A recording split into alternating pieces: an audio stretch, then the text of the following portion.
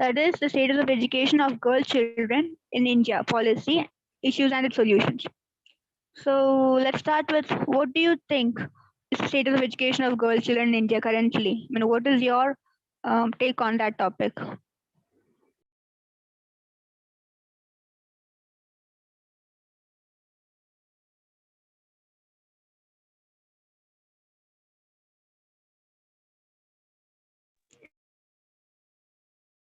Hello, am I audible or am I still not audible? You're audible. Okay, so Ria, you wanna go first or anybody else?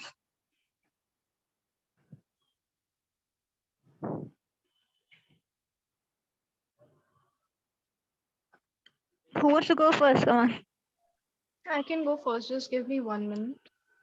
I mean, currently all are girls. I mean, all the interns are girls. Yes. Yes. Who was that?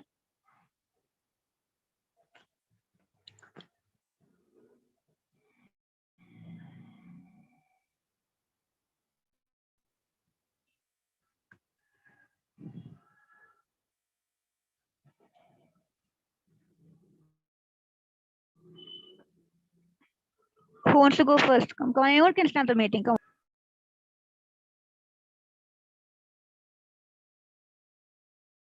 Can I go first? Hello?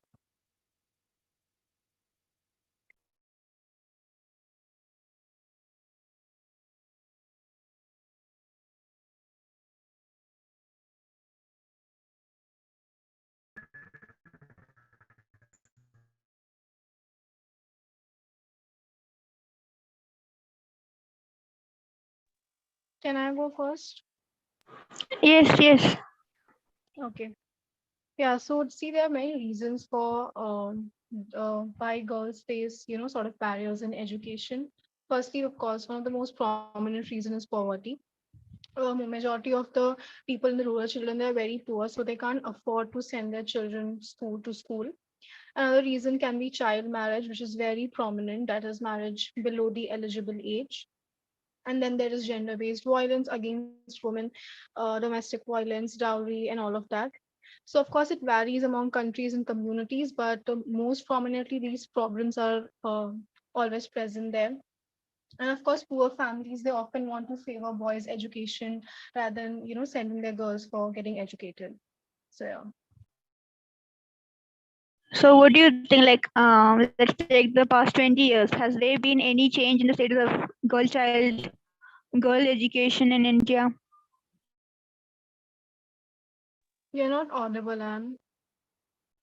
Okay, I'm sorry. Like the weather is terrible here and it's so cloudy. It's nothing. I mean, no networks available here.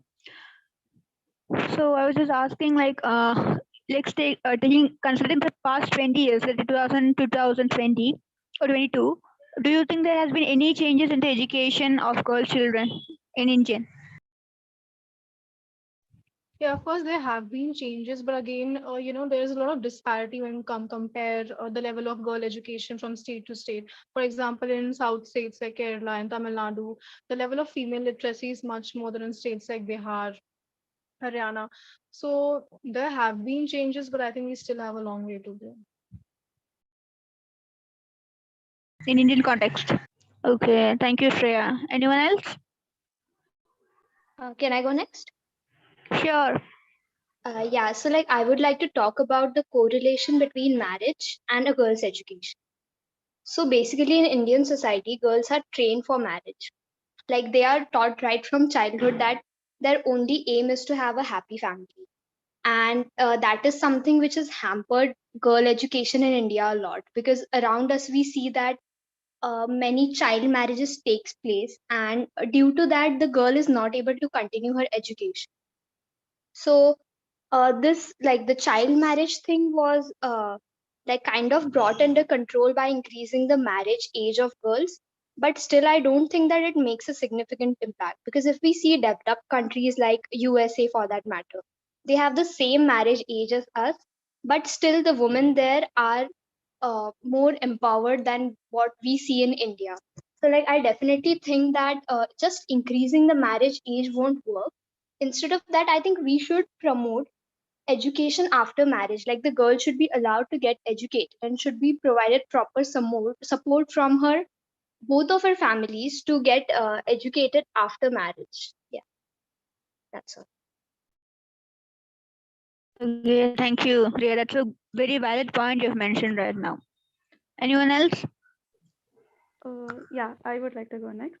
So I was thinking about there are many lot of schemes and there are a lot of policies and for women.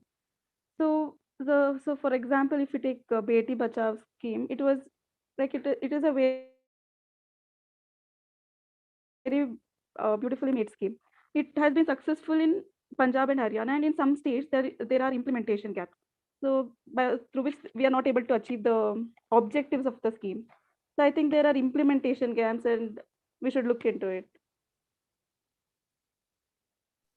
Yes, come on, Devani. Yeah, you're right. You're absolutely right. There are implementation gaps in almost all policies, but yeah, this one is there's a wide gap, we could say, in this particular reason. So, who's next? I would like to go next, and Suhana this side. Yes, come on, Suhana. You can say. Yeah. Yes, I So, can hear. Tell me. okay. So, I think the the problem, even after if they start going to schools, or parents start sending them to schools, there will still be many problems, and one of those which are very common and very petty, like people should really be thinking about that, is I think sanitation. So it is not only that proper toilets or hygienic toilets, or toilets themselves, that like they are put there or not, but I think sanitation for girls is much more than that, including menstrual sanitation. Like they should be provided with pads and all. We can see in urban areas there are even machines put where you can put a coin of 2 or 5, and then you can get pads and all. But the rural, you can say the disparity is so much that the rural ones are much much lacking such you can say opportunities and facilities. So I think it is one of the most you know uh, serious problems that should be addressed.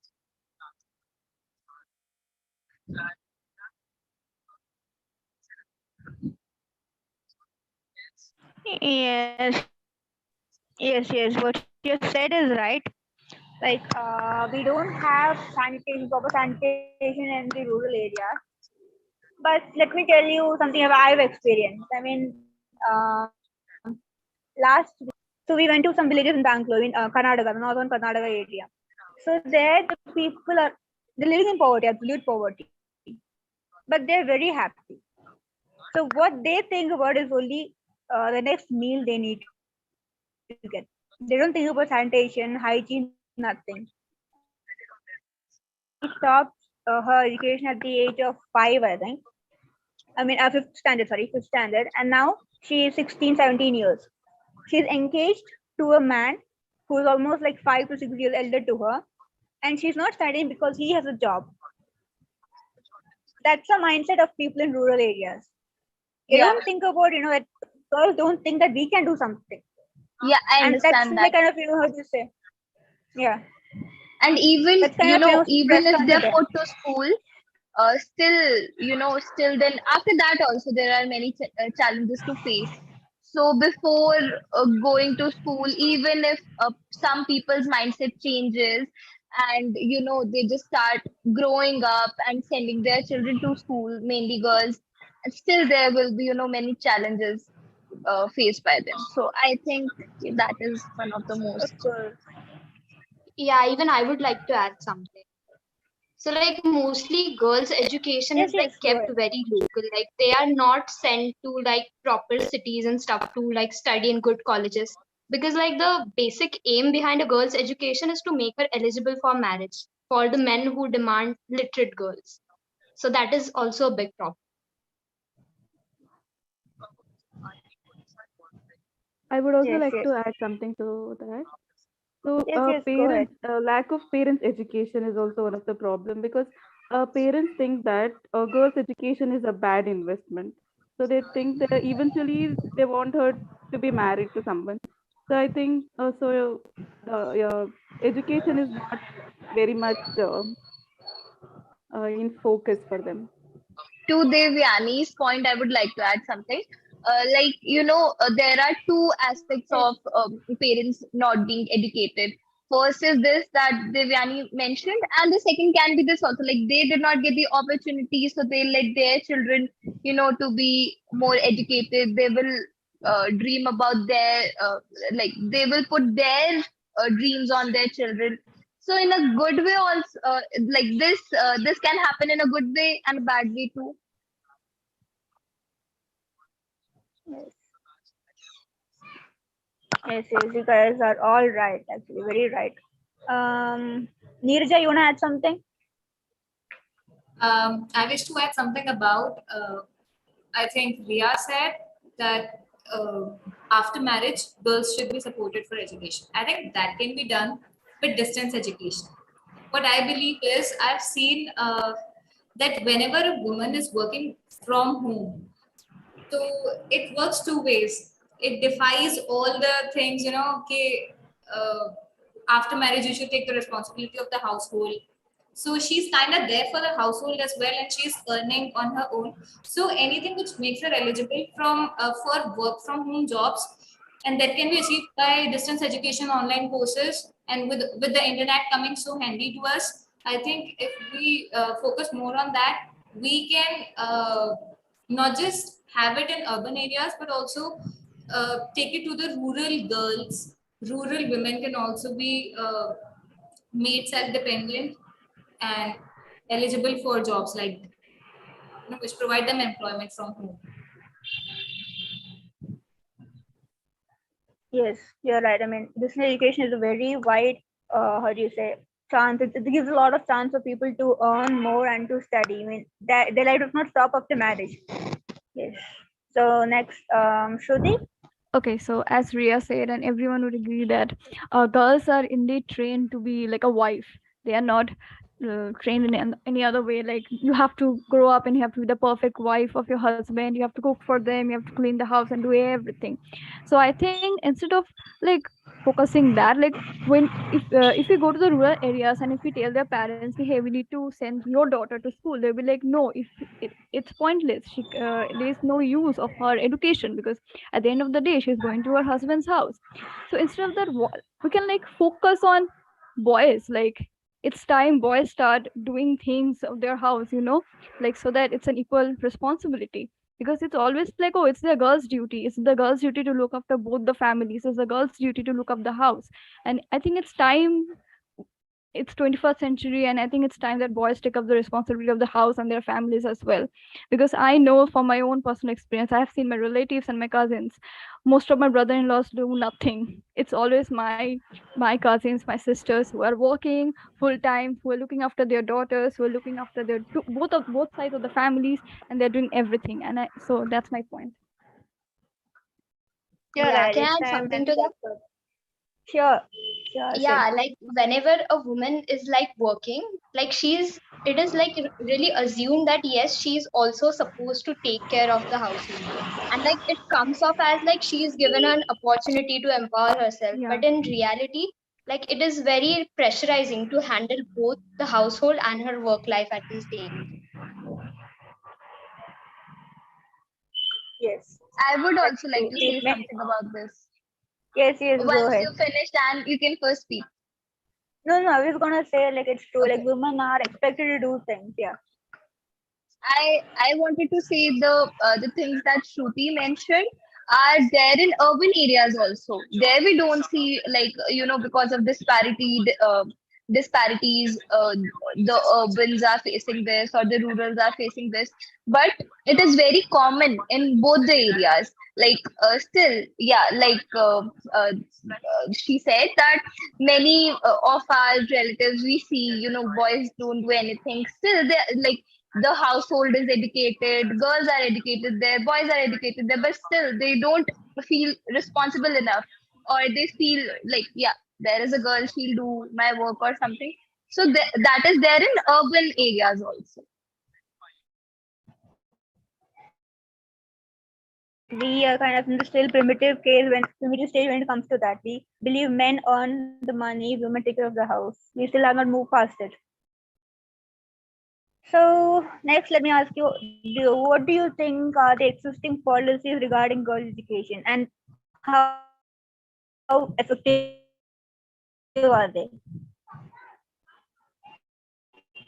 And could you repeat? I couldn't hear you. Sorry, this is asking like, what do you think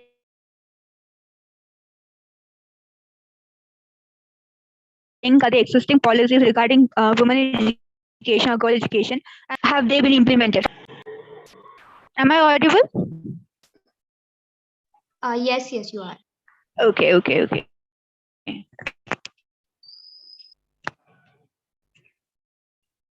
So who wants to go? Like we know there's the Beti Patao, Bachao. I'm sorry, getting the name wrong. Yeah, that movement has been initiated and it's been pretty successful. But still, we have barriers to cross with that too. So what else do you think we can do to add to that policy or any other existing policies?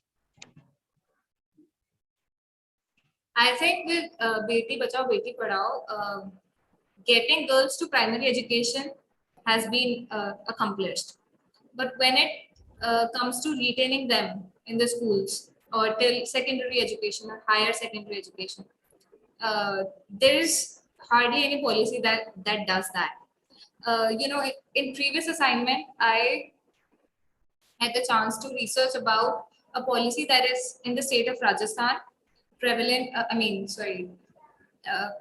applied in the state of Rajasthan, which gives scholarships to girl child on various occasions, like not occasions but various points in her educational life, academic life. For instance, when she's born, after the discharge of mother, she's going to get an amount of money. Then, if she is enrolled in a primary educational institution, she is further given or entitled to an amount of money again. Then in secondary education, then if she's enrolled in 10th and if she passed 10th standard, then that is when she also gets money. And but the irony is, I'm when I calculated the amount of money that is spread over all these years, it came down to just 40,000. So till 12th, till the completion of her whole school life, she's getting 40,000, which is very like meager, and it hardly makes any difference. It what it does is incentivizing at some level, but I think there should be done more than that. I think there could be ICT involved, like she could be given online courses enrollments or like something like Byju's or something. There's something we can always add. So that is what I want to put. That's a good point. I never knew about the scheme, and yeah, 40,000 is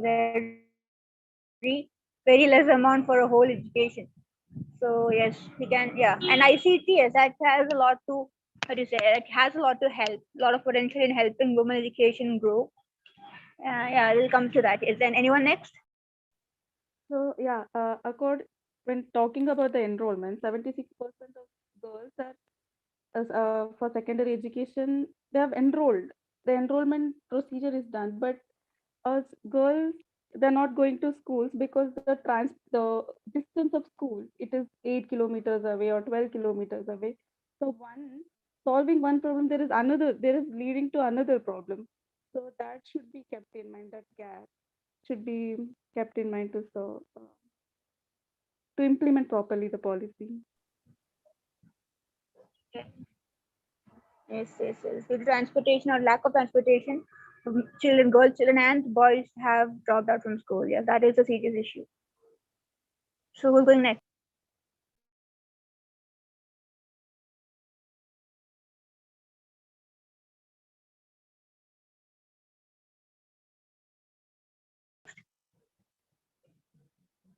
Suhana, Ria, Shruti. Yeah, I would like to talk about a scheme that I researched for my previous assignment. So like it was Kasturba Gandhi Balika Vidyalaya. So like it is a very good scheme. Like the idea behind it is very good, wherein girls from below poverty line and reservation categories are provided with residential facilities in the hostels which they are providing, and they are allowed to complete their schooling there. But like the problem with that is when the pandemic situation came, like the girls had to go back to their homes, and like they were again like in the same mess which where their life started. So like something should be done to like kind of tackle these things, like whenever there are things like these fluctuations in the economy or like fluctuations in the country in general, the education of the girl is like affected a lot because of that, I think. And that is something which we need to take care of. And yeah, like Nirja mentioned, the scholarship, like every girl there is provided with a scholarship, but the amount is like just 50 rupees a month. So like that does not provide you proper opportunities for the education which we seek. Yeah.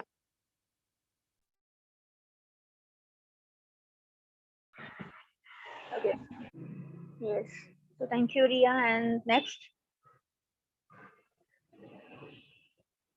Shruti, you wanna go? Wait, I'm thinking.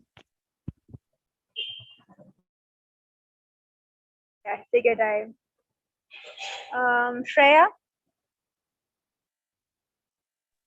Yeah, I just wanted to add that when you talk about the Beti Bachao Beti Padhao scheme, there's also a problem of monetary allocation. So recently there was this news that the Women Empowerment Panel flagged for the poor utilization of funds under the Beti Bachao Beti Padhao scheme. So the amount of money that was actually allocated and that was used for helping the girl, there was a lot of discrepancy between the two amounts. So of course there's this problem of corruption that comes in the way of implementation of the schemes. Yes, you're right. I mean, corruption affects all policies, all walks of life. So now let's get to policy. I mean, policy solutions. What solutions do you think we can, implement, or what we can suggest to make some scheme or some change in women education? I suggest focus in the rural areas mainly, that anything which promotes or incentivizes entrepreneurship among women works the best. If as long as she is able to work in her surroundings, or not leaving the household. I mean, I'm sorry, I keep coming back to this, that she is not allowed to leave the household. But the thing is, to change someone else's thinking, it is beyond our control. What we can do is change ourselves. So if we make them see tailoring or weaving, there are many jobs that many odd jobs that women can pick up at those levels. And as those SHGs, sorry, self-help groups, and they are entitled to so many like funds. So education is good and great, but because as long as the mother is educated, she gets her kids educated. So that is great. But if we are talking about the long term effects of education, I think entrepreneurship helps. Uh, Anything which is going to get her employment from her household is going to help. So I suggest distance courses, online education, and anything that is going to incentivize entrepreneurship among women. That helps as a policy solution in this case. Yes, self-help groups, SHGs have done a lot of improvement in rural women, not children, but women. They have helped the women a lot, made them more, they have empowered women, made them more self-reliant.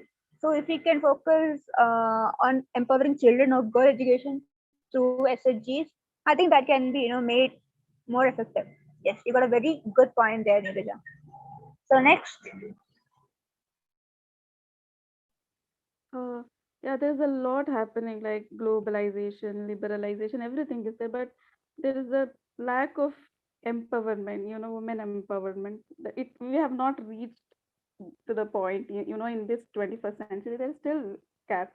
I think there should be awareness about schemes, and there are schemes and there are many self help groups also. So many women in rural areas, or many women even in urban areas, are also not aware. So I think awareness. Yes, yes. Making people aware can improve their, how do you say, thoughts. Yes, that's so right. So next,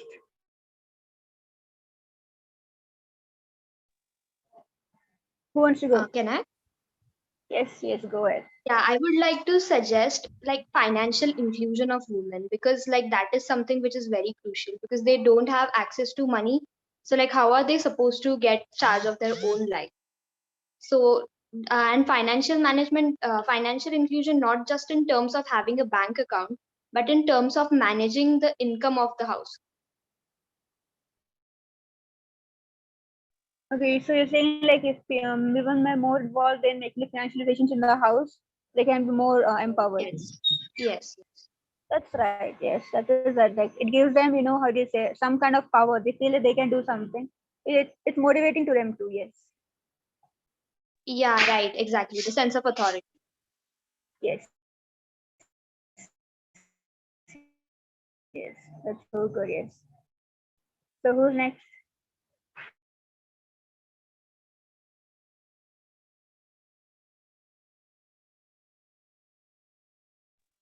Shreya. Yeah, I'm thinking something. And can I add a point? Sorry. Uh, I think Yes, yes, yes. Go ahead. yeah. I think there is one more point. Like it is very common, but we did not add it here. I think distance really matters. Like if a girl's home is like situated somewhere, and the school or the education center institution that the girl is going to is far away, like 2 3 hours. So parents would be, and not only rural parents, but urban parents would also be quite uh, objective of like will not allow that, because they have to look out for the child's safety also. And how world is right now, you cannot trust anyone, so there is an issue of safety that appears.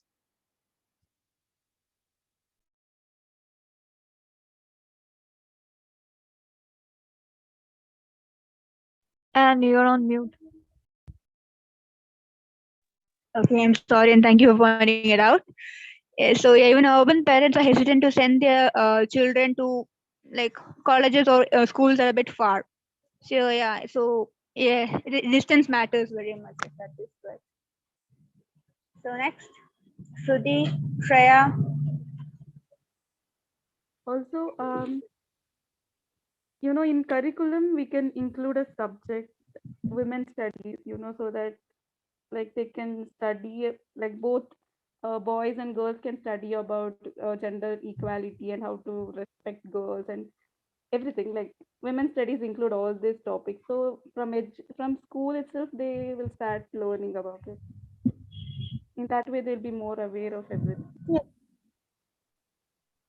Yes, that can be included, right? I mean, from the current curriculum, what we learned from school, it's almost like women are supposed to stay at home. That's what we learned even when we were children. Like, mother takes care of the house, father earns money. That's the kind of attitude or the knowledge we impart with the children.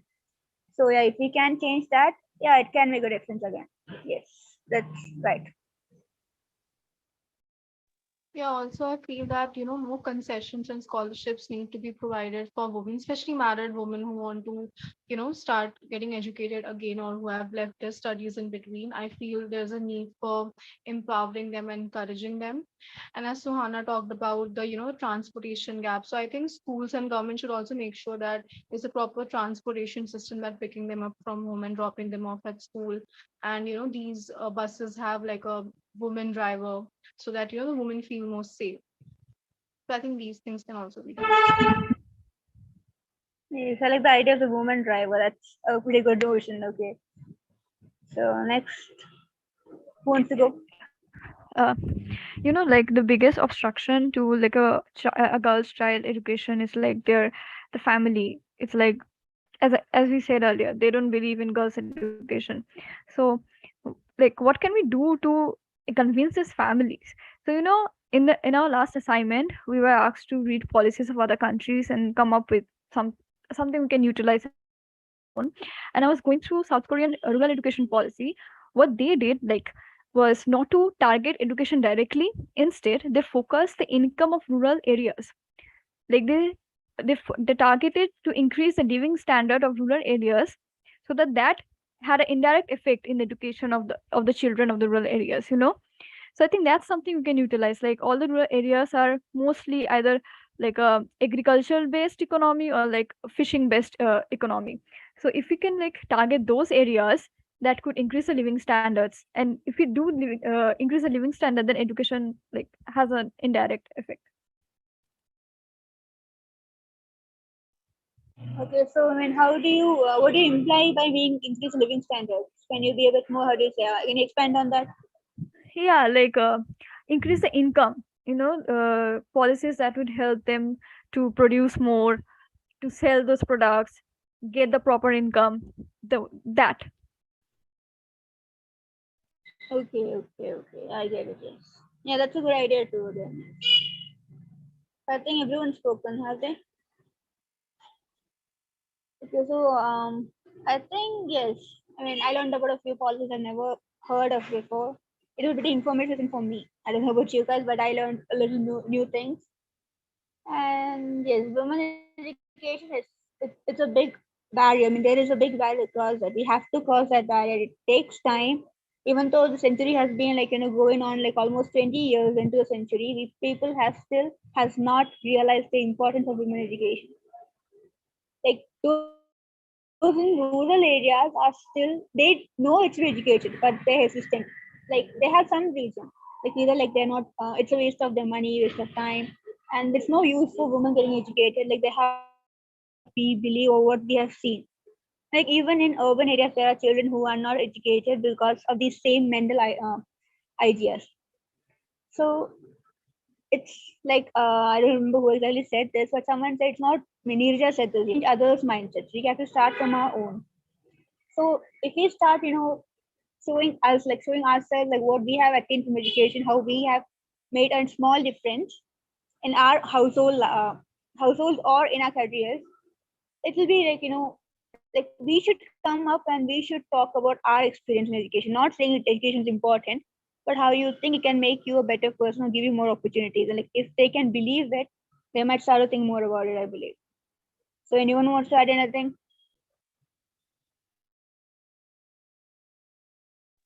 I want to add something. Like Yes. I also learned a few more things that I did not know before, and it was quite a productive discussion.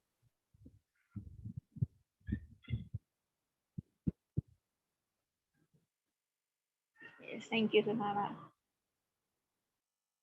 So anyone else? Anything to add?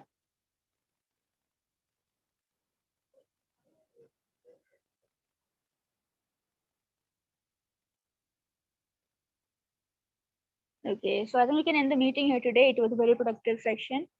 And yeah, I hope everyone's learned something new. And let's think about it. Let's think what we can do to make a change. So thank you guys. Good night. Thank you, Anne. Thank you. Good night. Good night.